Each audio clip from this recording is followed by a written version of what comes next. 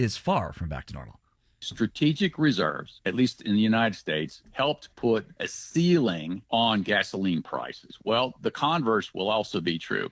A look at where we are in the race to refill the tank. That's next on Marketplace. We'll be back with all things considered at 7 o'clock. 70 degrees, cloudy right now. We could see some more rain tonight. Could be heavy at times. Lows in the low 60s this evening. Stick around. You're listening to WNYC on a Monday. It's 6:30. WNYC receives support from Swan Galleries, with an auction of printed and manuscript Americana, the semi-quincentennial edition on June 25th, featuring a first edition of the Journal of the first season of the U.S. Senate. More at swangalleries.com.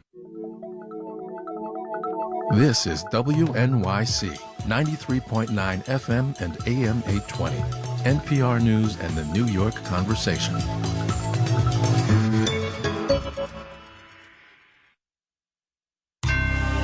Marketplace is supported by Wealth Enhancement, a financial planning firm providing comprehensive planning services designed around individual financial goals. Information at wealthenhancement.com/build.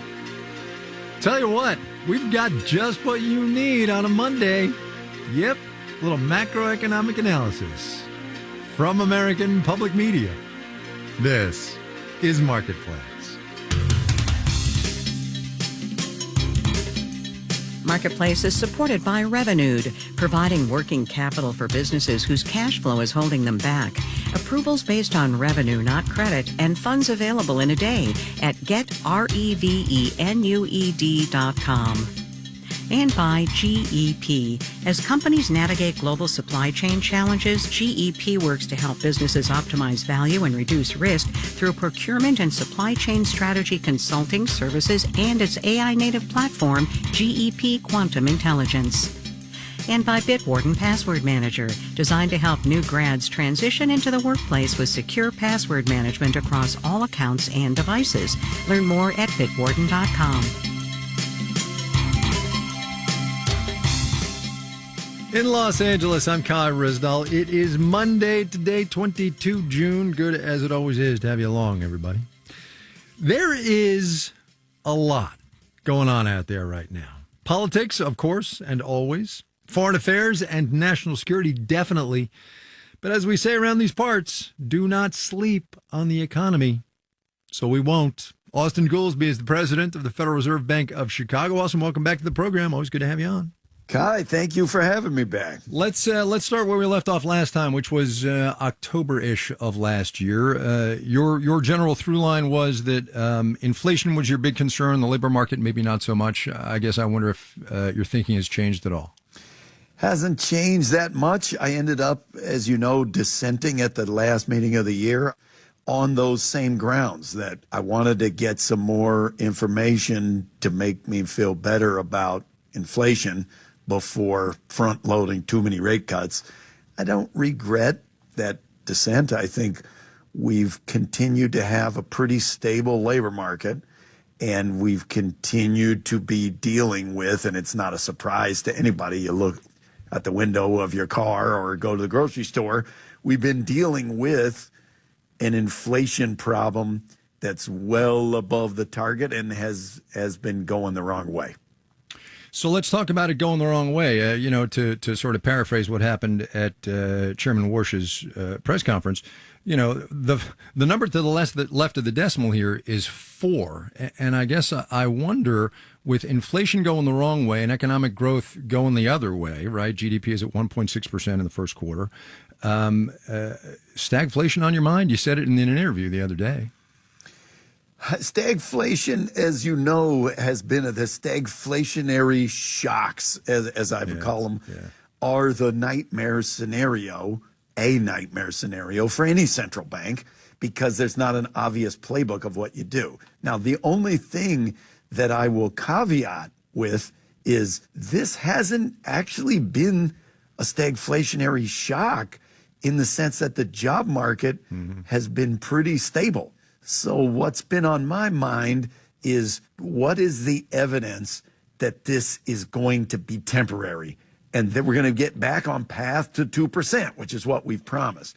And there are some signs, like the fact that some of the inflation came from tariffs and that's supposed to be one and done, that we could get some resolution in the Middle East and maybe that inflation would go away. The fact that we've seen it in services, which historically is pretty persistent, is a little more disturbing.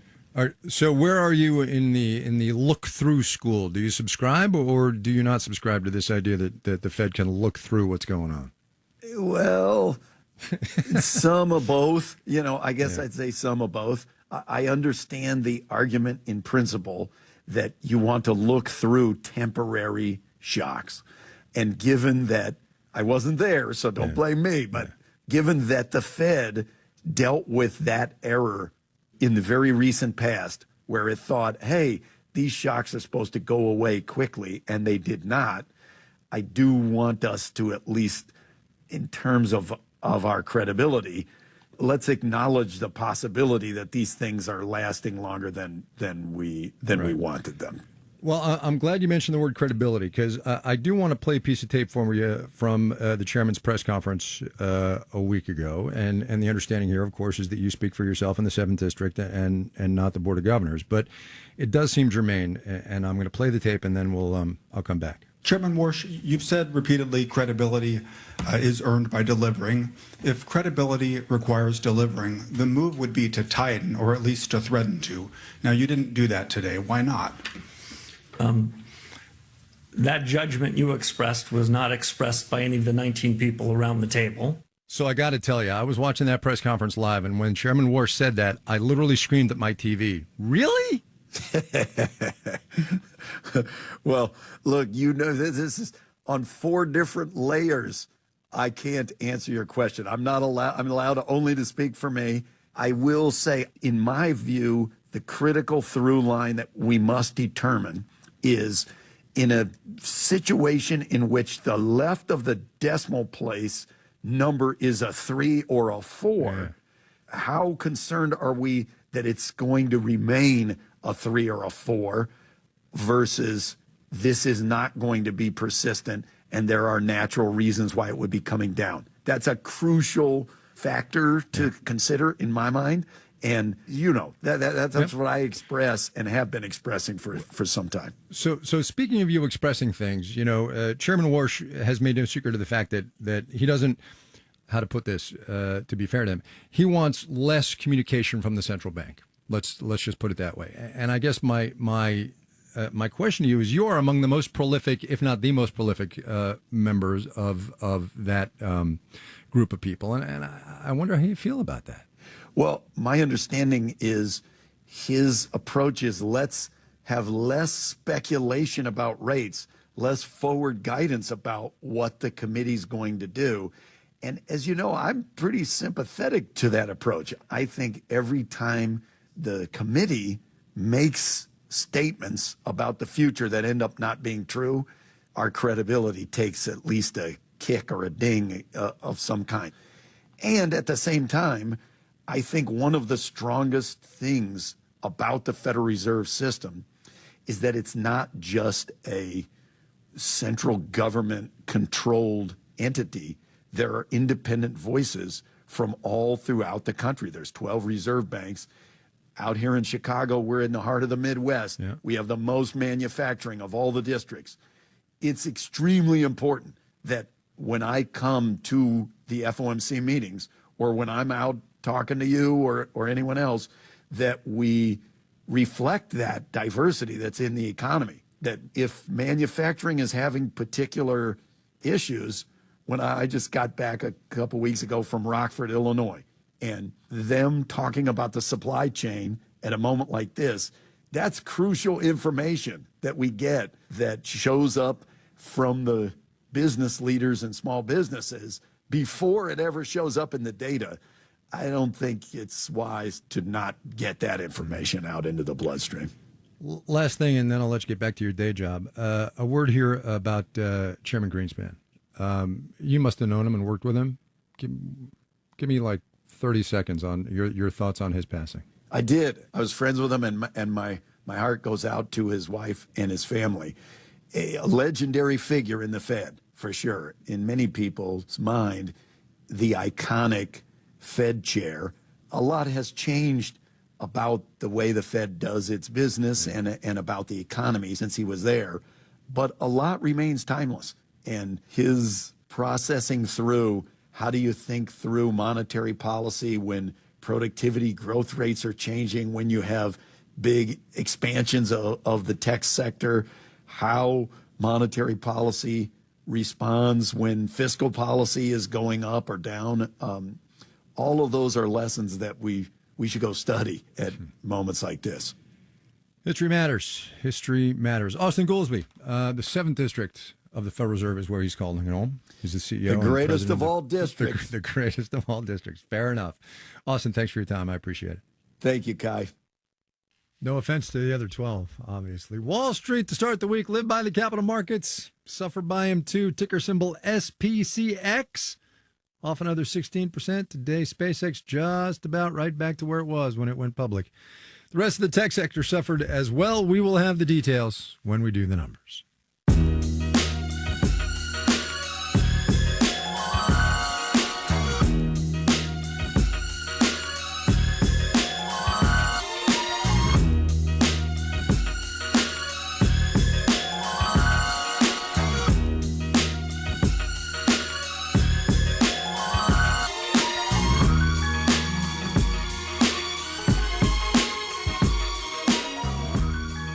There is, as of this airing, some kind of deal with Iran. Specifics very much TBD. But what we can tangibly point to is that crude oil today is lower than it's been in months. U.S. crude below $75 a barrel. Brent, North Sea crude below $79. But as Robin Brooks was telling us late last week, there is a long, long way to go before the global oil market gets back to normal. Marketplace's Elizabeth Troval takes it from there. The world has been dealing with the largest oil market disruption in history. And still, things could be a lot worse. That's Tom Sang with Texas Christian University, who says the average gas price here was more manageable because of all the oil the U.S. and other countries had in storage. We did not get $5. We didn't have any rationing. But now, the Strategic Petroleum Reserve, the oil the U.S. government stores, is at its lowest level in more than 40 years. Commercial inventories have also been drawn down. Before the world can stop relying on its backup oil, Garrett Golding with the Dallas Fed says a lot needs to be dealt with, like rerouted ships and damaged infrastructure. Fields that need to be restarted throughout the Persian Gulf that have been shut in since the beginning of this. Those will take, in some cases, months to get back to full capacity. We're still, likely dealing with an oil market that has to rely on inventory drawdown for the next several weeks, if not longer. Only after supply and demand rebalance can countries start to rebuild their reserves again. Rice University's Skip York says the U.S. should do it sooner than later. Because you never know when the next crisis is coming. He says the U.S. was worse prepared for Iran because it didn't aggressively stock up on oil after the Russia invasion of Ukraine. The next crisis happened, and we were starting at a much lower level. Lots of countries could end up replenishing their reserves at the same time. Tom Sang again. There'll be a demand to fill reserves, which be in addition to the whole normal global demand picture. Elevated global oil demand means that for consumers, I don't see pre-war oil prices for at least a year, if that. Consumers are likely to be paying more at the pump for a while. I'm Elizabeth Troval for Marketplace.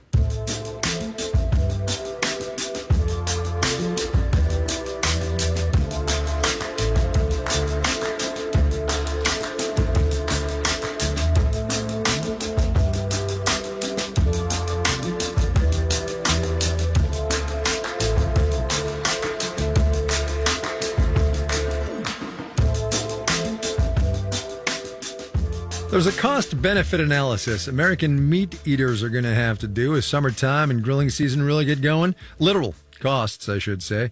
The Federal Reserve Bank of St. Louis says the price of a pound of beef is up almost 13% over this time last year. It's more than doubled over the past 15 years. And meanwhile, the Department of Agriculture is forecasting it's going to go up another 10% this year. Faster, I do not need to tell you, I believe, than the rate of inflation. Marketplace's Kelly Wells explains what's going on. High demand and low supply makes for a perfect storm, says Jamie Luke. She teaches agriculture, food, and resource economics at Michigan State University. On the supply side, right now we have a historically low number of beef cows in the country. The war in the Middle East has made fertilizer and fuel more expensive, which makes cattle feed more expensive. On top of that, weather forecasters are predicting an especially hot and dry year in parts of the U.S. with lots of cattle. Producers have had to make that, difficult call to reduce the number of animals they have in their herd to be able to have enough forage to feed. And that's just the supply side. Personally, I think the bigger story in beef prices is the consumer demand side. Brian Coffey teaches agricultural economics at Kansas State. Protein is kind of all the rage now, and specifically consumers have kind of gone back to red meat as a source of protein. Now, normally, cattle farmers might increase their herd size to meet that consumer demand, but even in areas where there's likely to be plenty of rain, they aren't. And that suggests that cattle owners are not thinking that these prices will stay high and remain higher. William Masters is a professor of food policy and economics at Tufts University. He says it's more attractive to sell a cow at record high prices now than to hope her calves will be worth more later. It is entirely possible that people are expecting that corn and soybeans stay high, and that would lead them to not want to invest quite so much in feeder cattle. And even if cattle farmers do decide to make their herds bigger again, it takes about 2 years before a calf is ready for slaughter. I'm Kaylee Wells for Marketplace.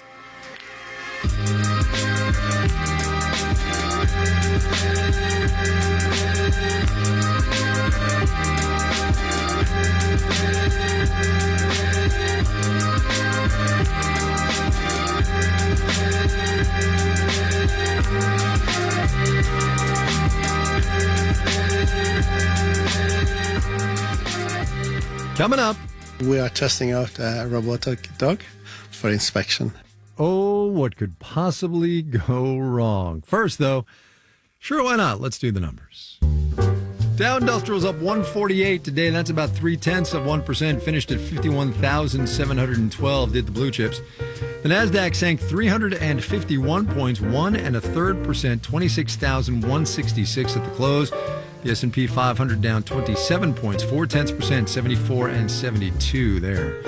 Elizabeth Trovall was talking about oil inventories. Here are some drillers. Noble Corporation, that's a leading offshore drilling contractor, lifted 1.6%. Transocean does the same and trades under the ticker symbol, oh, I love this, RIG, rig, get it? Oil, rig, RIG. Anyway, up 1 9/10%. Patterson UTI, which began as a drilling operation in West Texas, up 1 6/10%. Kaylee Wells talking about beef and the rising price thereof. Some bovine-related stocks, why don't we? Archer Daniels Midland, major processor of agricultural commodities, moved up 1 6/10%. JBS NV, one of the world's biggest processors of beef, down just under 1/10% on the day. Today marks the birthday of Richard Gurley Drew, the inventor of Scotch tape. Drew would have been 127 years old. 3M, the beneficiary of his invention, surged 1 6/10% today. As I always do when I mention 3M in this phase of the program, quick, what does it stand for? Anyone? You're listening to Marketplace. The Numbers is supported by Mercury, a fintech that offers banking, credit cards, and financial software. Marketplace is supported by Bank of America, sponsor of the FIFA World Cup 2026, dedicated to offering solutions to help businesses meet their goals locally and globally. More at bankofamerica.com/gamechangers. And by Progressive. Building a career is possible at Progressive Insurance, now offering virtual and hybrid employment opportunities with pathways for advancement. Learn more about available positions at careers.progressive.com. And by Fidelity Investments. A dedicated advisor can help build a comprehensive wealth plan. Learn more at fidelity.com/wealth. Investment minimums apply. Fidelity Brokerage Services, LLC.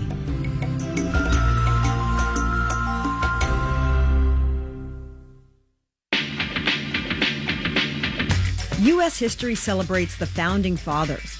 On the next All of It, hear about the women behind the American Revolution. Author Denise Kieran joins us to discuss her new book, Obstinate Daughters. Plus, local jazz singer Alicia Waller performs live and will mark the 40th anniversary of Summer Stage. I'm Allison Stewart. Join us for All of It, weekdays at noon on WNYC.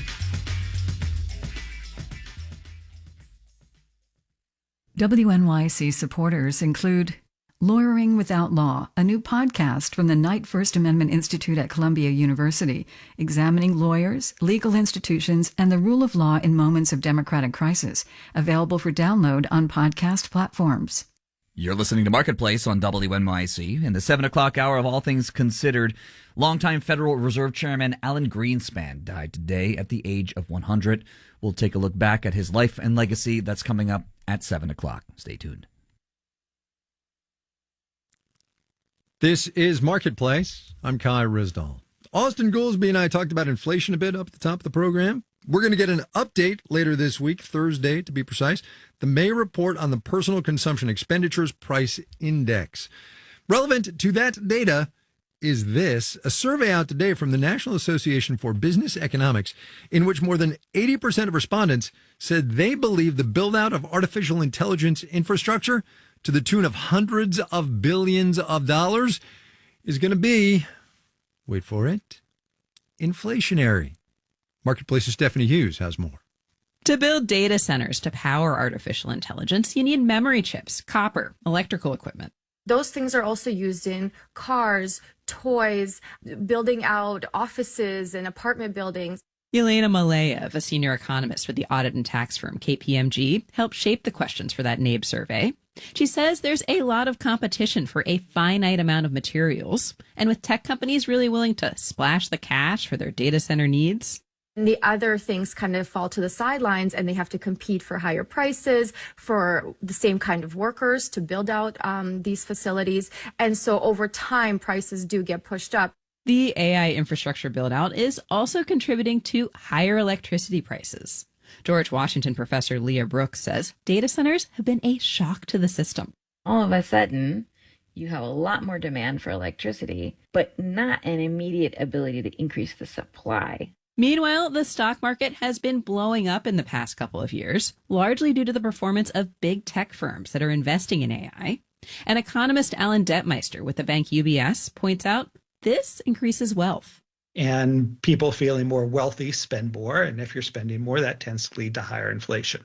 UBS estimates that AI adoption is pushing up the core PCE price index, that's inflation minus food and energy, by 0.4%. And Detmeister says it's a pretty big contributor to inflation overall. It's not as big as energy, certainly, and tariffs are a big driver of the inflation as well right now, but it is significant. Detmeister says at some point, AI adoption is expected to lead to higher productivity, which will push inflation down. But he says we are not there yet. I'm Stephanie Hughes for Marketplace.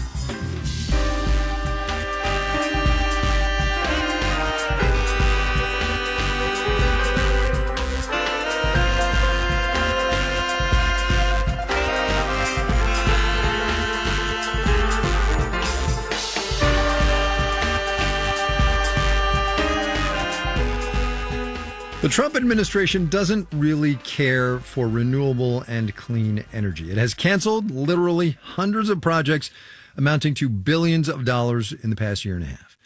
Not so the Europeans, who, among many other things, are trying to build enough capacity to store 50 million tons of carbon dioxide every year by the end of this decade. Store as in suck it out of the air and put it someplace. How We Survive, our climate podcast, partnered with the German broadcaster DW and their podcast and radio program Living Planet on a visit to a new project in Norway, following CO2 pretty much from start to finish. Here's DW's Sam Baker. The first stop on our carbon life cycle tour is at the source, a cement factory in southern Norway, owned by the German company Heidelberg Materials.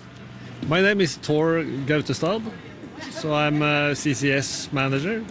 CCS is carbon capture and storage. So we do the capturing part and the intermediate storage part. We're starting here because cement is used to make concrete, and these products are responsible for about 8% of global emissions, more than flying and shipping combined. Concrete is the most consumed material in the world after water, and it's hard to decarbonize because most of its emissions come from cracking open the carbon-rich limestone used to make it. So by decomposing limestone, you are creating a lot of CO2 emissions. And that's where 2/3 of the total emissions are coming from. Heidelberg captures these emissions about 15 stories up in what's called the absorber, the next stop on our tour. We need this height to have the proper retention time, in the absorber. Here, a chemical grabs onto the carbon dioxide so it can be isolated and compressed into liquid CO2. It's then pumped to giant steel tanks where it waits for a ship to come pick it up. Which brings us to our last stop, the final resting place for this CO2. On the other side of Norway, I visit the Northern Lights facility in Øygarten, a carbon storage project owned by the fossil fuel companies Equinor, Shell, and Total Energies. Most of its funding so far has come from the Norwegian government. Norway itself is quite wealthy, thanks to the country's majority stake in the state oil company Equinor. The goal of this project is to inject massive amounts of CO2 under the North Sea and turn a profit. I'm Axel Plener, the operation manager for Northern Lights. Plener is the guy in charge of making sure leaks don't happen, which can be deadly. And to do this? Oh my gosh. That is a robot dog. You were not joking. No, I was not. No, we are testing out a robotic dog for inspection. And he's now training how to walk, and he can actually climb steps and is remote operated, and he can sniff CO2. He can sniff CO2? Yeah. If a leak is detected, the plant shuts down automatically. 10 months after opening its doors, Northern Lights had received 10 shiploads of CO2, well below how much it could be storing if everything was operating at full capacity, according to Gautestad. There are quite a lot of hassle. And that's why, nobody wants to be the first one. And we have been through quite a lot of, hiccups and small problems. And that was our first priority, really, to fix all the problems, not to maximize the capture rate. Some environmental groups like the Bellona Foundation support carbon capture and storage, but worry that fossil fuel companies are investing in projects like Northern Lights so they can keep drilling for oil and gas. Jan Justus Andreas works for the group and says he doesn't want CCS to distract from the switch to renewables. What you can see here is that renewables don't give the same profit margins as fossil fuels. So where does CCS fall into all this? That's the difficult bit about it. At what point do we become complicit with this narrative of fossil lock-in? However, capturing and storing CO2 is seen as a crucial solution to bring emissions down, especially when it comes to those industries that are just so tricky to decarbonize, like cement. In Norway, I'm Sam Baker for Marketplace.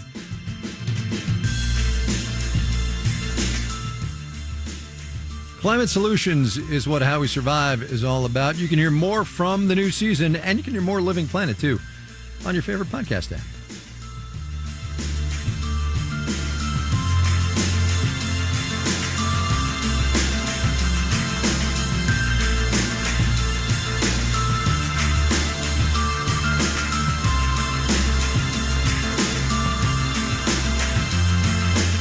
Marketplace is supported by Odoo.com, offering integrated programs for sales, customer relationship management, inventory, and other business operations, designed to work together as a customizable software suite. Odoo, all your business on one platform.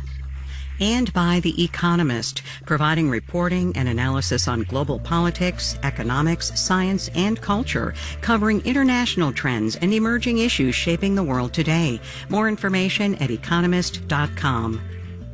This final note on the way out today, your mileage may vary, but Bank of America said in a research note this morning, it figures the Federal Reserve is going to raise interest rates by 0.75 of a percentage point. Let me say that again. Raise interest rates by 0.75 of a percentage point this year, which a glance at the calendar will tell you is just about half over.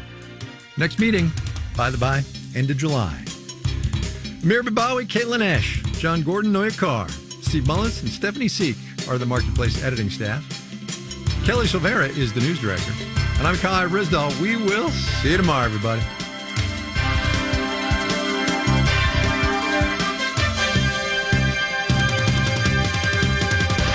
This is APM. WNYC is a media partner